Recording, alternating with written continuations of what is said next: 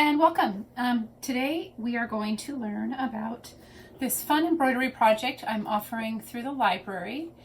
And first I wanted to share with you what you're going to find in the kit and a few things that you can do in advance of the workshop coming up in a couple of days. Within your kit you will find an instruction sheet that has the actual size drawing of the components for this particular project.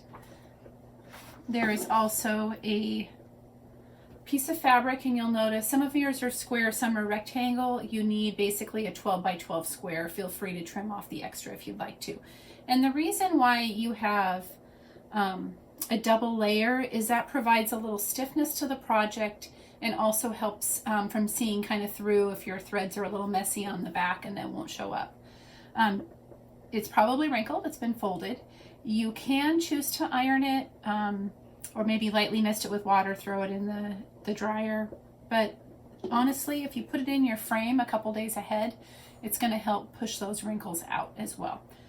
You'll also have an embroidery hoop, and mine you can see is on my project here already. You'll have a cardboard strip with holes, and you'll have a needle taped to that. And you'll also have a bundle of threads. There's two other things that will be useful to have. Oh, and you should have a pencil. And if you don't have a pencil, having a pencil will be helpful in transferring your design to the fabric. So there's two other things that you will probably want to grab. One of them is just a pair of scissors. These are actually my fine cross-stitch embroidery scissors that I have. And then I also just have a little bit of tape. And the tape is going to be useful because when you go to transfer your design, if you have a light box, that works great. But if not, I'm going to take my fabric and lay it over my design. And you can, like with this dark surface here, I actually can see pretty well through a single layer. But you can also tape the design up to the window and tape the fabric over it and use the pencil to trace over that as well. So that actually is one of the first things that you can do in preparation for the program. Even though your fabric is double folded, if you unfold it and center 1/2 over the middle of the design, and again you can push this up over a window, you might be able to see, if I tip that up a little bit, I can see my design pretty well through the muslin. And the thing with tracing here is there's a lot of different ways to transfer embroidery designs. This works well with muslin because muslin's fairly thin. You'll be able to see through it pretty well. Throw a little light behind it. If I open my curtains here and stick it up in the window, it'll be really easy for me to see. And I can kind of pencil in lightly the outlines of where I want to stitch. Now you'll see I have a lot of details on the image. You don't have to pencil in all those images. What you're really looking for is the basic outline of the major elements. So even the snow on the mountains you don't need to, but if you draw the major lines where the hills fall, where the mountains are, maybe the outline of the sun, where the river into the lake goes, just tracing those basic elements is going to go a long ways. Think of it like outlining a picture, and then what you choose to fill in the details will be up to you. Your trees might not land in the same place as mine. You may choose not to include the cabin. I tried making a Sasquatch and ran into some trouble, but that's another option. You could throw a Sasquatch in hiding behind one of your trees. It's a very Northwest thing to do. So next, after tracing your image there, you're going to then refold your fabric in half. And I'd like to show you how you put this if you haven't used embroidery hoops before. There's a screw on the top that you're going to loosen. And I'm going to do that real quick. There's an outer ring that I'm taking off and then taking in the back. And then this one I actually used a paper backing. For your project, we're using a double layer of muslin. So that's what you see on kind of the back of that one. I'm going to set that aside. And so what we're going to do with this is we're going to center this around our design. That in the hoop, the part of the hoop that does not have the attachment piece is what goes on the what goes on the back, and then this goes on the front. So I will turn this over, center that bottom hoop under my image, and then I'm going to put my screw portion at the top, because if I choose to keep it in the hoop to display it, then I can put something to hang right on top of where that screws together. So once I have it centered and you've transferred your design, you're going to see that here, and then position that at the top, and then you're just going to lift it and tighten. So you just screw that in, and then as I'm going, sometimes I'll put it face down and I'll just kind of tug on my fabric a little bit just to make sure it's nice and taut. The surface having some good tension on that surface will make it easier to do the stitches. It won't flex on you too much. So, and you'll see as I'm doing this as well that it's going to help pull out some of my creases that I saw in there. But again, it's up to you. You're welcome to iron those out ahead of time. So I'm going to tighten it up a little bit more. I got a little pucker there, so I'm going to pull that in. And just trying to make that as tight as possible, just kind of pulling. So that's in there. And once I have that as tight as I'd like, you can see, not quite a drum, but same idea of like tightening a drum. So got that there. So now my work surface is ready to go. And again, you will have transferred your image first into the center of this. So I'm going to set that aside, and then the next thing I want to show you is your embroidery floss. And with your floss, I created just some simple punch cards. I purchased these before for cross stitch and embroidery projects. These little holes are really helpful for sorting your threads and attaching them here, so that way you find the one that you're looking for pretty easily. You'll also notice this is where I have taped your needle, and we'll talk about those needles here in a moment.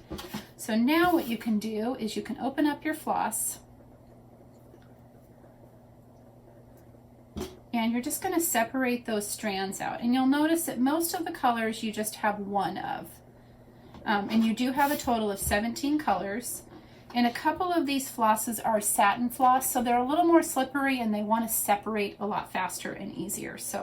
But all I'm going to do is just start pulling these out, kind of folding it in half, and then starting with any of those circles, I'm going to tuck that little loop up through my cardboard. So you see that little loop there, just like this. And then I'm going to grab the end and I'm going to pull, and I'm just going to tighten it. And so then it's just hanging with a little slip knot off of my card.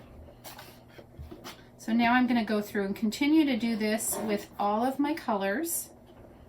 And this blue, really, really dark blue, and it might help to group the similar colors together so you can compare them and know that you're using the right color when we get to that part of the project. So here is a dark blue, and this is one of those satiny ones, and I have found that the satiny ones like to slip a little more on the card. So know that that may decide to come loose on you a little bit. I have a second brown, so I have two shades of brown, a light and a dark. And on the instruction sheet that I provided you, I point out kind of where I'm using things. But again, like all of the projects that I try to do with these creativities, I really like to leave things open to your own interpretation. So you may choose to switch up which color you use for which thing, and that is a-okay. So you'll see in the blue shades, we have the really dark blue for the night sky, and then we have two of the darkest of the other three blues, and then one each of the other ones. And again, I think I'm missing, oh, there it is. There's that light blue I'm looking for. Okay, so now I have my three blues. Just drop that down there. And I'm gonna line these up also on my card near the other blues just to make it easier to identify which one I wanna use. And then if you haven't worked with embroidery floss before, you might be noticing that each strand of floss is essentially 6 strands of thread. And we will be separating and using just a couple at a time, couple strands at a time as we go through and stitch our project. One, it helps it last a little longer, but it can also help you create different kind of depth of detail, kind of like, you know, when you're bolding something, when you do a bold font, it stands out a little bit more. You can take that same approach with your embroidery and cross stitch and add a little emphasis on certain parts of the project. So the project itself was one that in talking with some ladies in a craft and chat, I started thinking about this, and I thought it'd be fun to do a Northwest scene, and it just kind of came together that way. And I'll show you real quick. I had initially, I just kind of started with a rough drawing of what I wanted to do, and some of this was snagged from clip art, to be honest. Like, I'm not a great artist as far as drawing goes. I'm a really good crafter, and I'm really good at kind of copying and turning projects into what I want them to be. So for this one, and you can see my original drawing has a little Sasquatch over there on the right. So for this, I pulled from some clip art. I looked at other images online, looked at other embroidery projects, and found elements of those that I particularly liked. So that is where the inspiration for the project came from. And then, okay, back to my blues are on, my browns are on. I've got 2 shades of yellow. The lighter yellow, we have a single strand. The darker yellow, we have 2. Continue putting these on my project.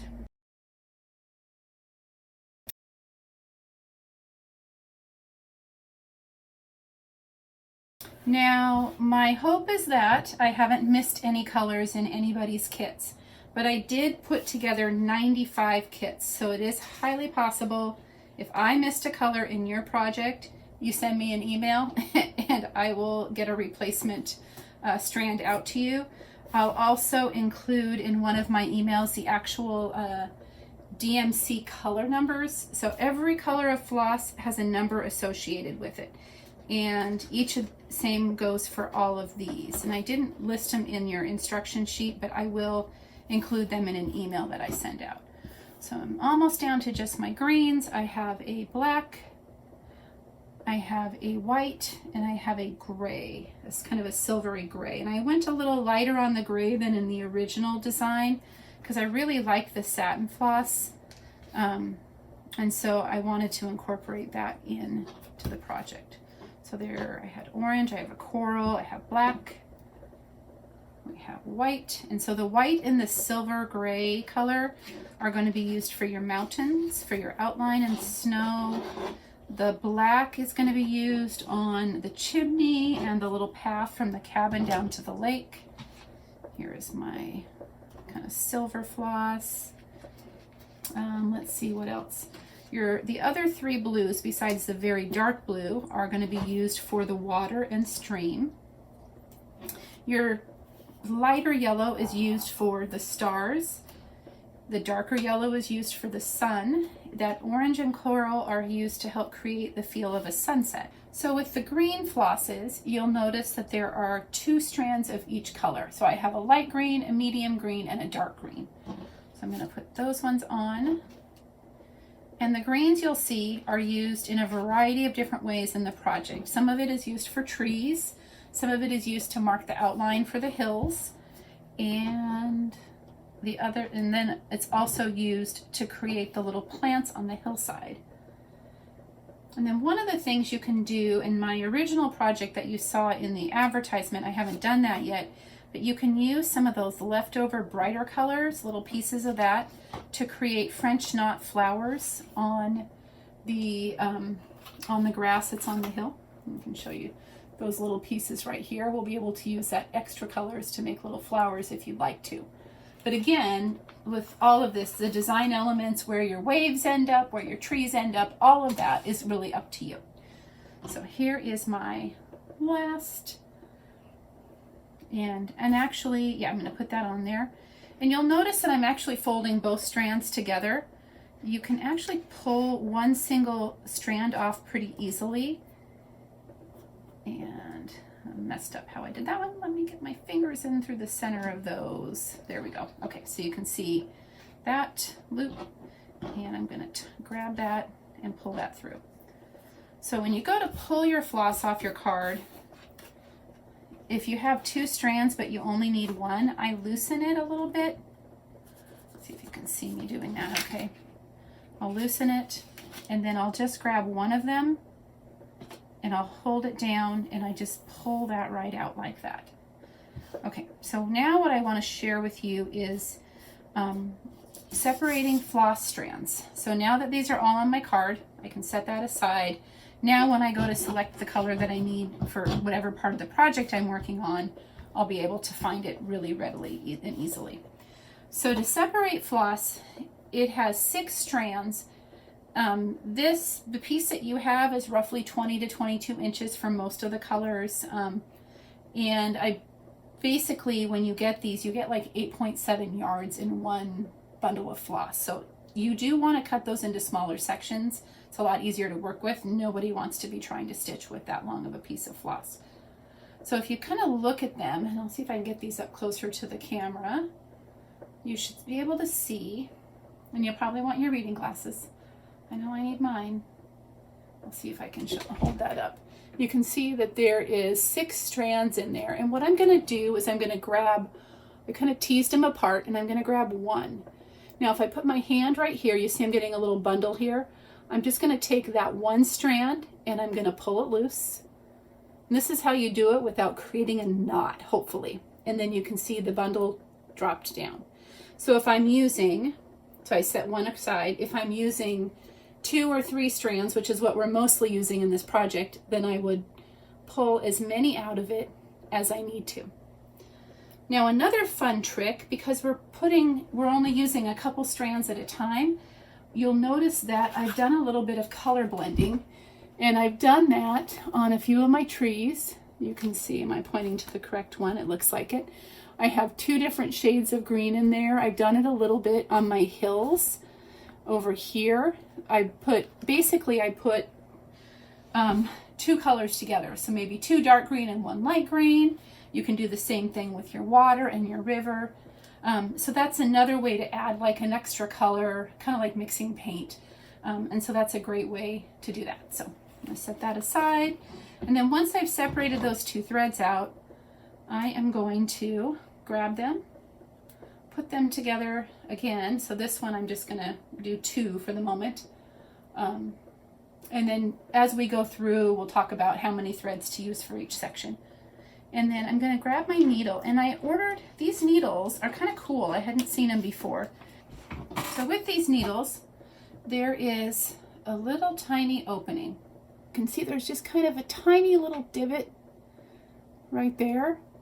And you're going to bring the thread kind of down and then up, and it's going to hook it. So let's see if I can do this holding it up high. Down and then up. Now my needle is threaded, and I didn't have to use a needle threader. I just have this fabulous little needle. So now for this project, you can, and I would suggest, I mean, some materials are thinner and you're not going to want to have a very messy backing to it. But the reality is most people are never going to see that side of your project. It looks like I scribbled it. And so what I did do to start my threads is I made little knots. So there's like a little knot at the beginning of this one, and then I stitched, and then I made another knot. And then at the end, we'll talk about kind of making knots as we're working through our project as well, but I'll show you kind of the easiest ways to make those, finishing off in those spots. So now that my needle is threaded, I am ready to begin my project. This completes my tutorial video for the introduction to the CreativiTea embroidery project for the Northwest scene. I will see everybody in the program on Tuesday evening, and if you happen to miss it, there will be a video going up about a week after the program talking about the stitches and the other steps you'll need to complete the project. It is important to note that this project is one that will take you more than the time we have allotted, but you should hopefully walk away from Tuesday with the knowledge of the stitches you need to know how to do, as well as which colors and all of the things you'll need to complete this fun decorative project.